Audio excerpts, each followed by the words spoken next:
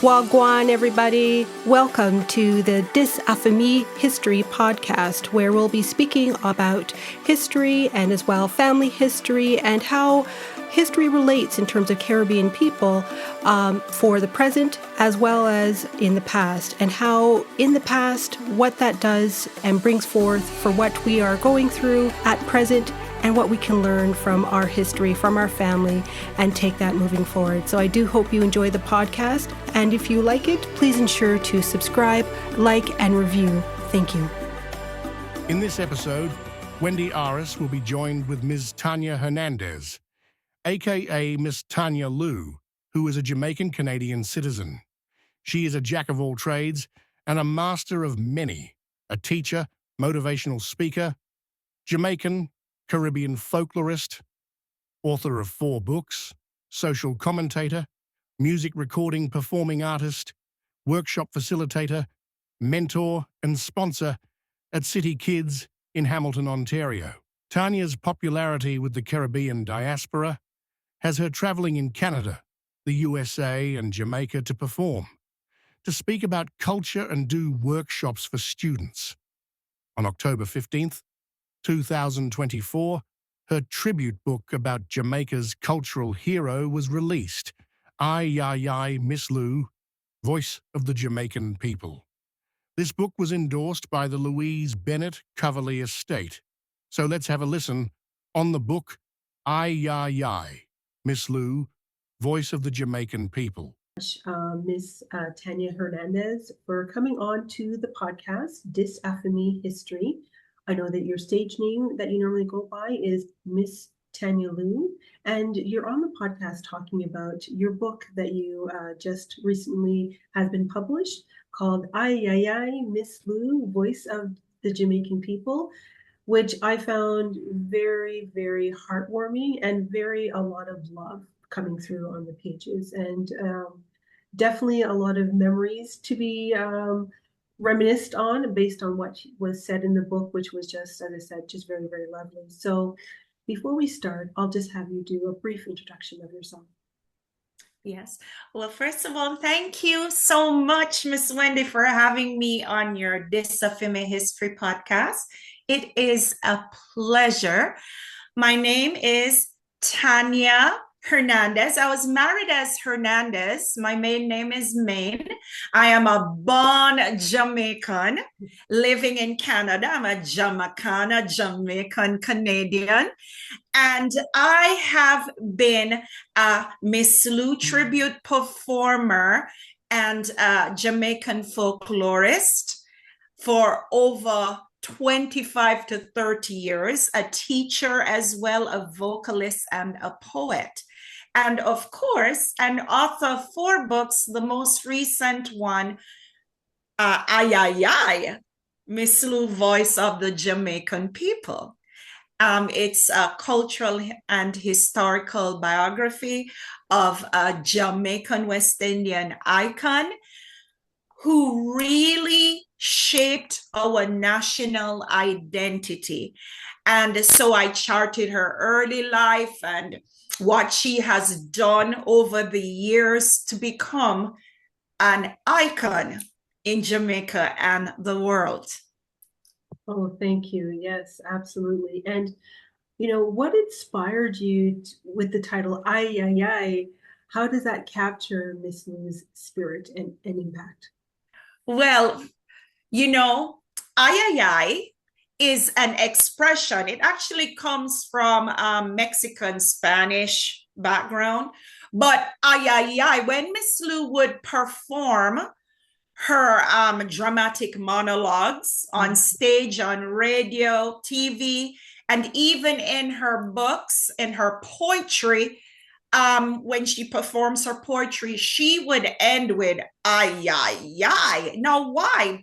Ay-ya-yai is an expression that normally would mean, oh no, but it can also express excitement and surprise and joy and concern.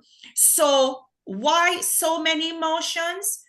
Because Miss Lou, what she did, she leveraged her social commentary and her wit and humor through her poetry, her songs and performances to convey the feelings of Jamaicans. And so sometimes there'll be shock, sometimes there'll be joy and concern.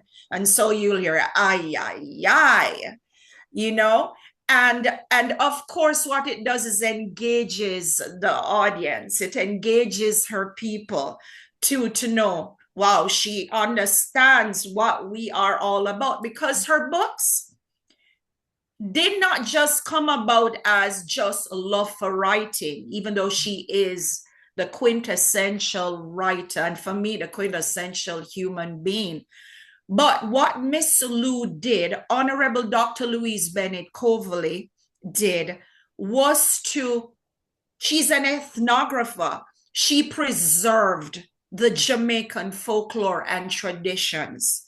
She's the pioneer of our national identity. So she went into the 14 parishes of Jamaica all over, and she researched our folklore and traditions, which is rooted in African retention. And she preserved and documented, curated, and she put it in her books, right? She has many books, right? So thus preserving that heritage. And most of all, what she did was to preserve it in our national, our mother tongue, our first language patois. It makes it believable, relatable, and that's what endeared the Jamaican people to Miss Lou, because she spoke of their joys and their pains and their concerns. And so, yeah, that is how Ay-Ya-Yai came about. Yes, and many people so far, I just wrote the book October 15th, and I've been getting some good feedback from you. You said it's joyful. I've heard that. I've heard that it brings back nostalgic memories of our old-time culture, the foundation of our culture, right? Where artists and writers now are gaining from that, right? Miss Lou was the pioneer for ushering in the use of our, I would say it was first an oral language, marginalized by the colonialists and, you know, and the neo-colonialists. But Miss Lou, what she did, she raised our patois to a literary level of expression. And so now you see so many people performing on Grammys using our patois. You see writers and poets like Linton Kwesi Johnson. You see Harry Belafonte. Miss Lou gave him the foundation for his Deo song, right? I don't know if you know, but the Deo, Miss Deo, it was called originally Day Da Light. And Miss Lou mentored him.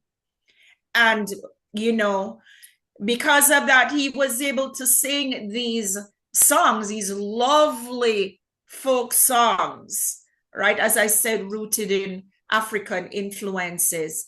And now I can say, and that's why I wrote this book, that Miss Lou, she's timeless, because yes, she preserved it, but right now she still lives on, because all the things she wrote about politics, love, community, struggles with independence, right?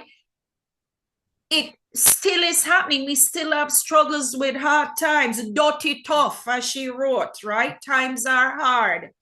So her work is timeless, and it is being passed on and continues to be preserved. And so, as you know, Miss Wendy, I am an award-winning international performer. I go around and I spread the culture. So like, I am one of the few folk heroes that take the baton from our pioneering folklorist, Miss Lou, and we continue to pass it on. So Miss Lou's work and legacy lives on, and our culture lives on, because if we do not speak our stories, if we do not sing our songs and, recite our poetries and tell our stories through Anansi and, all the other stories that we have, we might lose it. And somebody might tell us it never happened, right? Yeah. So the book Ay-Ya-Yai, I've written another book, One Pot, where I did some tributes to Miss Lou in poetry and all of that. But this book is specifically about the life, works, and legacy of Miss Lou. And then I have put my tribute poetry in there, written in dialect, features of which we have. I have the dialect written, but I also have the translations. And then I also have essays critiquing her poetry and just speaking how it resonates with the Jamaican and West Indian population and the diaspora, because it speaks about our lives, our concerns, the way we think and feel, right? And of course, we are now admired all over the world, even mimicked. What President Obama at one time came to Jamaica and said, "What a go on Jamaica." I mean, our ethos is, we little but we talawa. Yeah, man, all over the world. Miss Lou put us on that international platform because she was a performer extraordinaire. She went all over the world. She went to Albert Hall in London. I think that's where that was. And she performed. She was the first Black person to go to Royal Academy of Dramatic Art. And she spoke the patois there. And she just went on to many radio shows. BBC in London had her on shows that the diaspora all over listened to. And she had many radio and TV shows. One TV show, I must say, that Jamaicans just love and will remember is Ring Ding, the most popular children television show in Jamaica at the time when we had our black and white TV with the rabbit ears antenna.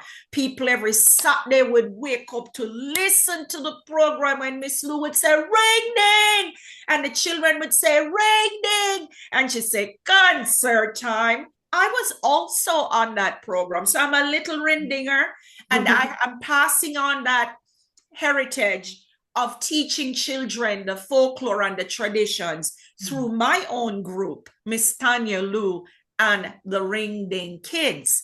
Now, you might ask me why Liu. Many people have asked Liu, why Tanya Liu?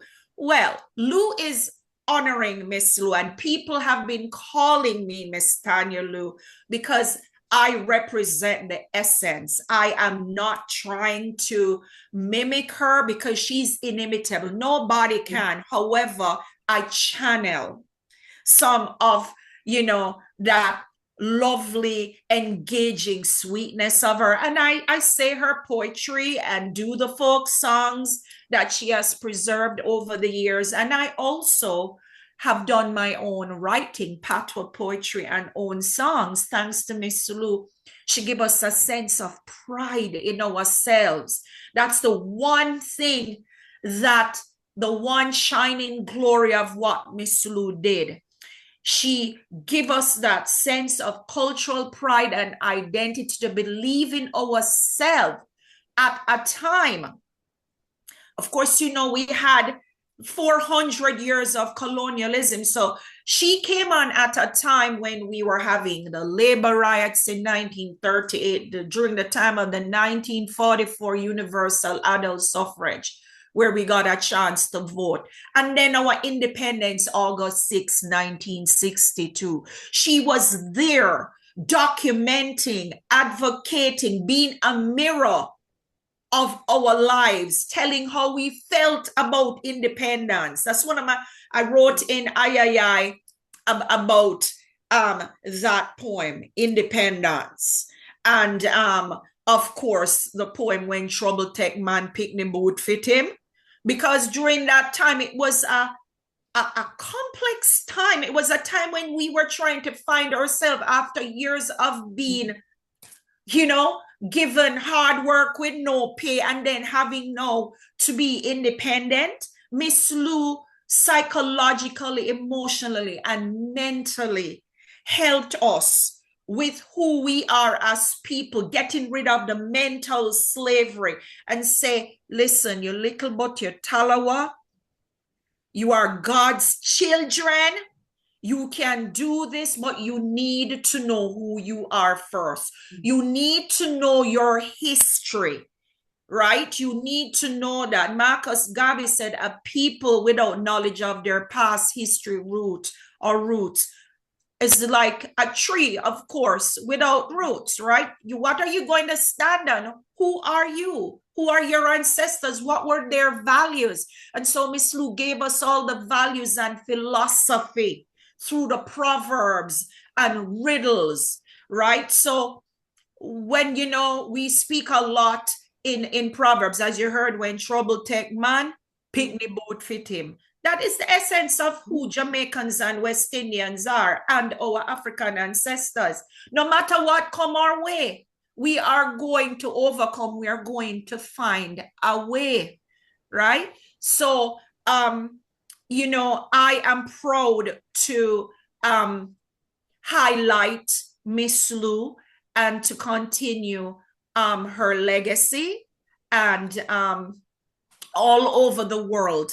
There are other people. We have the Louise Bennett Heritage Council there in Miami too, that, they do like reading festivals each year, honoring Miss Lou and passing on the culture to the younger people, and continuing that nostalgia of Miss Lou, and also keeping our culture viable and in today's world, because the young generations, they need to know where they come from, because if they don't, they will be it would not be easy for them to navigate in this world if you don't know who you are, what you represent.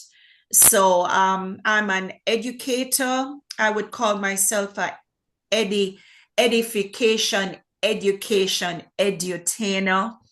And I just want to spread joy, peace, positivity. And now it's Black History Month. So I'm celebrating our visionaries. And Miss Lou is our great national icon and pioneering folklorist.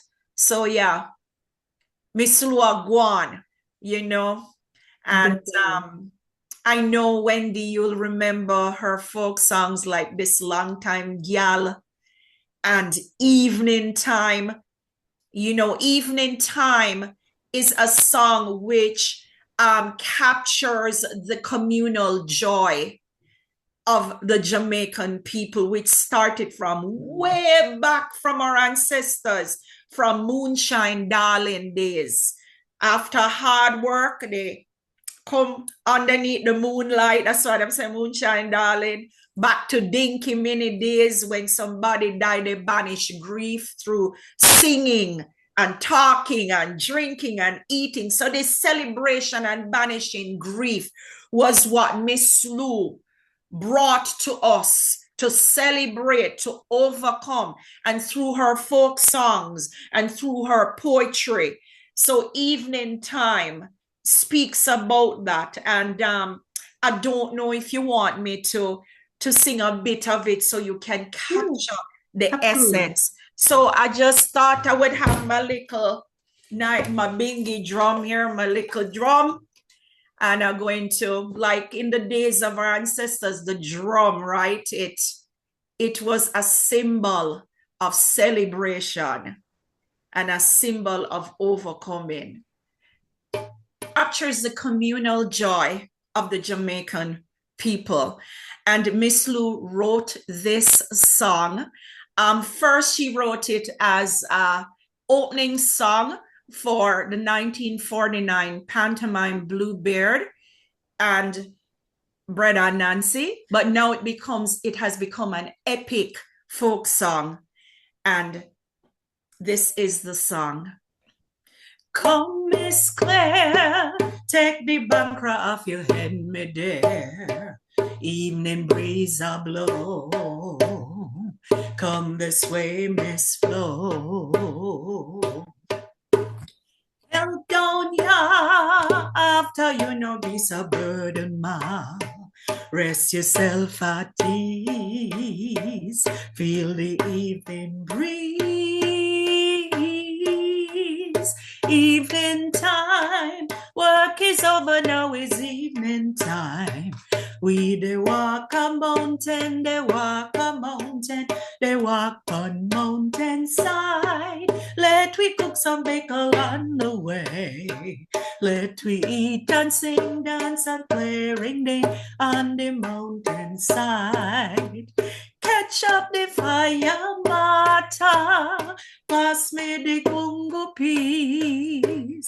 Rub up the flour, Sarah. Lord, feel the evening breeze. Evening time. Work is over now, is evening time. We they walk a mountain, they walk a mountain, they walk on mountain side. Let we cook some bacon on the way. Let we eat and sing, dance and play, ring ding on the mountain side. Evening time.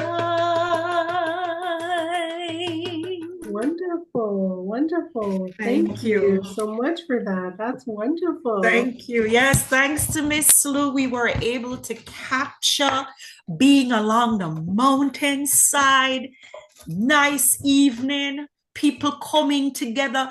That's what Miss Lou wanted to pass on, that legacy of community spirit, community togetherness, unity. And to get, yes, don't forget our past, but we don't allow our past, the negative things to get in the way of us moving on, you know? So post-independence, we have a lot of our Jamaicans and West Indians and people all over the world celebrating our wonderful culture and heritage, writing their own works as writers and linguists and academics and artists. And yeah, it's just lovely to have someone like Miss Lou in our lives.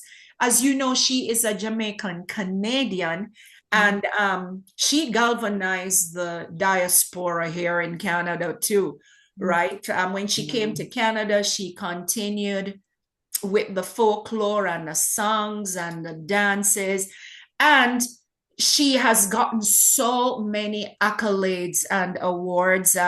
She got an honorary doctorate of letters from York University here in Canada, at the University of the West Indies, Medal of the British Empire, Order of Merit from Jamaica there, you know, and so much more. So she's not only well loved, but she's seen as a national treasure. Just recently, she got the Order of National Icon. Still believe she already was a national icon. Just give her the national hero status because she contributed to national development, community development, and youth development. If it wasn't for her preserving the culture, for me, Jamaica would be like, I don't know, it's like coconut without the coconut milk. You know, she was mother and nurturer. She nurtured us with the milk of our culture, and just instilled so much love and pride in who we are as people. No, definitely. And then, you know, what you said about, you know, her outside of Jamaica, could you speak to a little bit more, especially here in Canada, as to some of the archives that are held here in Canada for Miss Lou? Okay, so Miss Lou Her earlier works are held at the National Library of Jamaica. But then you had you had an accrual of her works and photos and documents that came to Canada through the estate of Miss Lou. The co-executors are Dr. Pamela Pelt, who recently got Order of Canada, and of course, Miss Lou's son, Fabian Coverley, both co-executors of the Louise Bennett Coverley estate, brought the first accrual of Miss Lou's later years to McMaster University at their Mills Memorial Library, where you can go online and you can see all the digital funds of her works, and many academics, they go there and they do their research. She also has archives at the, there is a room that was called Miss Lou's Room. The government of Ontario, through the influence of Dr. Pamela Pelt, got the government to honor Miss Lou with a room. So it was initially called the Miss Lou's Room. It's now called the Miss Lou's Education and Learning Center at the Harbourfront Center in Toronto, right by the lake, right by the lake. And this room holds a lot of her records. And you can even engage with Miss Lou. They have these little telephones. You pick them up and you hear Miss Lou doing her poetry and singing some of her songs, and many photos and archives there about Miss Lou. And also it's a place for children to learn. So a lot of children, schools will bring their children to learn about our African, Jamaican folklore and the works of Miss Lou. And each year we celebrate Miss Lou here in Canada, sometimes at the Miss Lou's Learning Center. Last year we had Miss Lou's 100 and what? I think it was her 103rd birthday. And because she was born, what, you have to do the math. She was born 1919 and she died 2006. So I think she would be 105. Yes, if memory. In Jamaica, we have to do the mental math. So 1919, 2006, she lived for 86, 87 years, but in 2024, from 1919, should have been like 105 years old, right? So, and Google Dougal, as you know, had honored her, right, on her, I think, 103rd birthday. That was in 2022. Did you remember? Did you see that? It was all over Google Dougal. But yes, in Canada, through the Jamaica Foundation Hamilton, of which I'm their Goodwill Ambassador, we have like Jamaica Days, and of course Miss Tanya Liu and the Ring Ding Kids perform. You have the Jamaica-Canadian Association that would do, they would honor Miss Lou. At McMaster, there was honoring Miss Lou through Black History. So that was a very big celebration. But every year we have the Jamaica Day, and Miss Lou is always celebrated at many of our cultural events. And I'm one of the few people that go around and travel and perform Miss Lou's works and songs, and in dialect poetry. I do it in the way she would do it, and tell those stories and riddles. Miss Lou always did the riddles, and you might wonder what are riddles, but riddles are like questions, like riddle me this, riddle me that, guess me this, riddle, and perhaps not.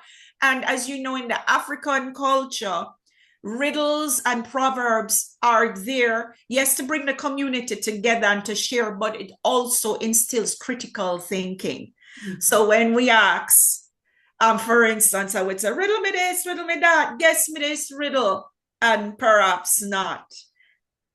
And we would say, if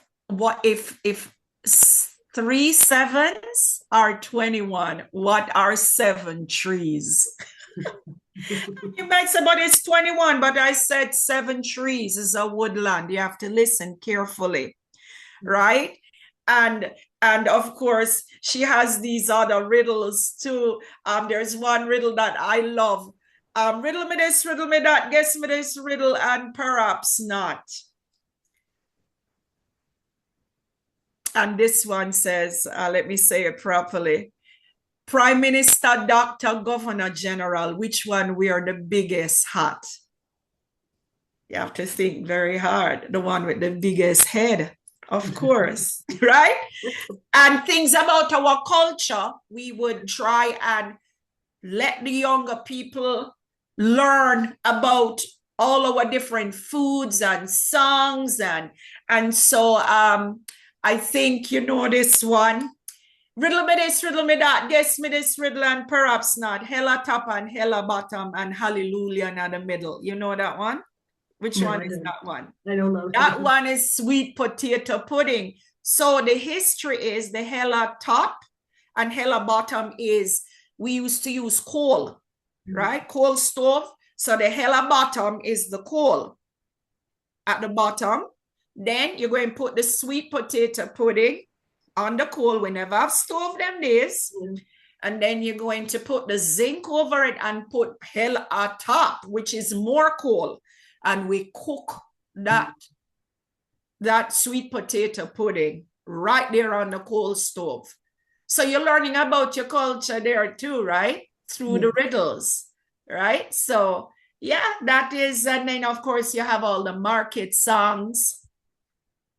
Solas Market, and it talks about our market vendors, how, you know, the struggles and the joys of selling, right? So we capture the real Jamaican life, you know, so, you know, Karmiaki down at Linstead Market, that one poor lady trying to sell her aki, Karmiaki down at Linstead Market, not a quatty would sell. Lord, what a night, not a bite. What a Saturday night. You know, we just hear how they felt. And we have an appreciation for the struggles and for the sacrifices that they had made for us to be free right now. Right? So these songs, yes, we're celebrating and we love the songs, but what we're doing is appreciating what our ancestors did for us, right? The humility that they had, and they work hard, turn them hand, make fashion, right? I know everybody want to be lawyer and doctor and whatever, but I have such respect for grassroots people, for our farmers, for our market vendors, what we call our higglers, right? They work so hard and they send their children to get good education, but not forgetting where them come from. And you know, so, you know, I feel so honored to be able to be one of those people, those folk heroes, because we are the folk heroes coming up now, carrying on the culture that Miss Lou preserved for us. And I'm pleading and imploring to the young people out there who are artists and poets and singers to love, and I'm speaking directly to the diasporans and to the Jamaican and West Indian people, that use the talents that you have to continue to tell the stories of our people. We have a lot of singers and performers. We want more writers to keep that culture. When you have a book and you document like Ay-Ya-Yai here and all the other books, right, from Professor Mervyn Morris about Miss Lou, and of course you have the 100 Voices of Miss Lou. edited by Professor Opola Disa. And then you have Nadia Han with her Little Miss Lou book, and you have tons of other. You have Miss Tanya Liu here writing Ay-Ya-Yai. And we need more people to come up and write more books about our culture. And so that people will see we are like, we are a Talawa nation coming out of what? 1400 years of colonial, well, more than 40, 400, nearly 500 years of colonialism and neocolonialism, and the fight is still on. And we're what, 63 years? Jamaica will be 63 years of getting their independence. And we are continuing to define ourselves and continuing to better ourselves. As Miss Lou said, independence with a vengeance. Independence raising Cain. Jamaica start grow beard, and she hope our chin can stand the strain. And she told us what it is, that what it takes, what it is, why we are Jamaicans. She said, Matty, she always use her alter ego, Matty and Auntie Rochi. Matty said, as Jamaicans, right, it means we face the stand upon with dignity, and we don't let nobody take liberty with we. Independence in we nature, born and bred in all we do. And she glad say government no say we independent too. And she tell world map to stop draw Jamaica so small, cause the little independent, the little speck can't show we independentness at all. Miss Lou put us out there on the international map and say, listen, we might be a little speck on the map, but we big. And so draw we bigger. She said, please take we out of the sea and draw we into the ocean. You see her wit and her humor there. And then she trying to say Jamaica, she said in her poem, Independence, Jamaica need an independence formula. She said she no want no bugo yaga. She said no easy come by freeness things. And she said we must have a whole lot of study ration. We must work hard, right? And she gave us that formula. You know, a little bit of this and a less of that, and plenty study ration. So we really have to turn our hand and make, turn our hand, make fashion, ban with belly sometime and sacrifice, but we need plenty study ration. She want us to study. So when people are saying, well, Miss Lou speaking Patois, and it's like she wants us always to talk in Patois. What she's saying is she's not trying to replace Patois with English. She is telling us to respect our language, respect our people. If you don't respect the language, you're not respecting the ancestors, what they have done for us. You're dissing them. And we cannot afford to do that. We have come this far with all our national heroes, one of which is Miss Lou, who fought for our freedom through her artistic expressions to tell us to emancipate and free our minds and to be the best that we can be through educating ourselves. Yes, of course, with English. She used English and Patois seamlessly, and to show that they both are equal. And in showing us that, she is breaking those chains of marginalization, marginalizing our people, marginalizing our culture and our language. She is celebrating our language and showing we are same like any other person in the world, any other culture in the world.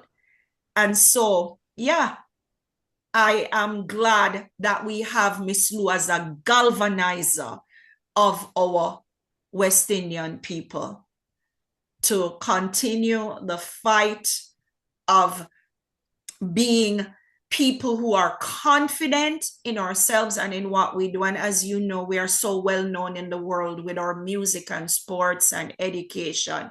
Anything we put ourselves to, we'll do because we're resilient,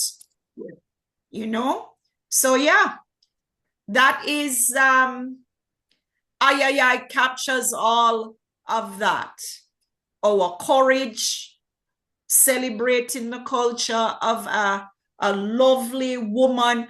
By the way, the book is just not only capturing what she did for us, but who was she behind all the performance and all of that, right? She was the same person, warm. She captured the essence of the Jamaican national character, the essence of our people, warm, enduring, full of laughter, wisdom. You'll even see in Ay-Ya-Yai her Miss Lou's children. She actually adopted her nieces, and of course, she cared for her son through Eric Coverley. She was married to Choctaw, the impresario Eric Choctaw Coverley, and they both cared for Fabian, Mr. Coverley's son, and of course Miss Lou being married to Mr. Coverley, it's her son now. And now her children, she had Christine, Althea, and Odette, and there's another one, Christine, Odette, Althea, and Simone. And she cared for them, and they will tell you that she was the same person that you saw on stage. As a matter of fact, her title, Odette's title, when she wrote her memoirs of Miss Lou, said, Aunt Louise, a source of strength and inspiration. She said she was a very humble and down-to-earth person who told my sisters and me that in life, we should feel that we know nothing and that everyone in this universe can teach us something we don't know. So here you have this perform extraordinaire and internationally acclaimed folklorist having this humble spirit, which you will find in many of our Jamaican people. Even though we are so proud of our culture, we believe that we are teachable. And that is what I want to pass on to the younger generation. We all don't know everything. So let us listen to understand and not just listen to reply with what we alone want to say. Let us listen carefully to our luminaries and our visionaries, the wisdom that was passed down to us so that we can have a strong foundation. Because if you don't know who you are, you don't know where you're going to go, right? So, but yeah, Miss Lou was cheerful, jolly, upbeat, and pleasant with a sparkling smile like the sunrise over Blue Mountain Peak. And yeah, there's just so much more that you would read about in this book. 175 pages of pure joy and inspiration. And for those of you who are studying folklore and history, this is a good book, a great resource for learning, and a great resource for educators, and just for anybody to uplift your spirit, and yeah, our cherished mother of Jamaican culture. Absolutely, Miss Tanya. And could you as well just speak to just the phrase? I know that you mentioned a lot of different phrases, but the most, I guess, the more significant or the one most well known by Miss Lou, which is "walk good." Walk good. Yeah, she would sing this. Yeah, she would say "walk good," and she would also sing "walk good every day," and "good dopey would walk with you." So "walk good" is an expression.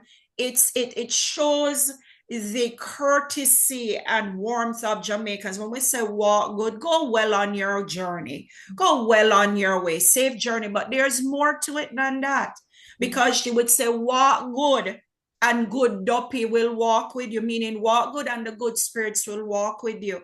It's about what you sow, you will reap, right? So sow well, think well, speak well, act well, and you will reap well. The good spirits will walk with you, right? So I love that. Miss Lou is always passing on wisdom through these patois expressions, right? Like this long time gal me never see you. It's welcoming. What good is like saying, wish you well on your way, and you continue to live your best life and sow good seeds so that you will have a good legacy, not for yourself and for others and for future generation. Walk good every day and good dopey will walk with you. Walk good every day and good dopey will walk with you. Walk good every day, walk good on your way. Walk good and good follow you. If you just walk good, walk good. Man, we miss Miss Lou. We just miss her, but we continue to keep her alive through her works. Can you imagine if there was no Miss Lou? I cannot imagine. I cannot imagine.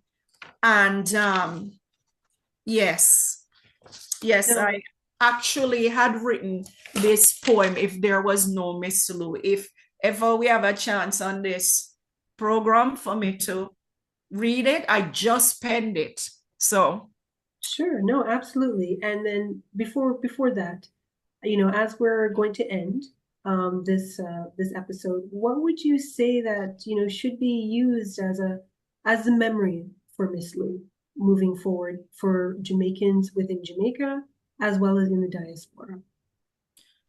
As a memory, okay. The memory is she defended our birthright. She defended our national identity. She defended our language as a literary medium of expression. She gave people pride in who we are. That's how she should be remembered. Advocate, poet revolutionist, mother that nurtured her Jamaican people. Yes, that's what she should be remembered for. Defender of our culture against the marginalization and erasure of our language and identity.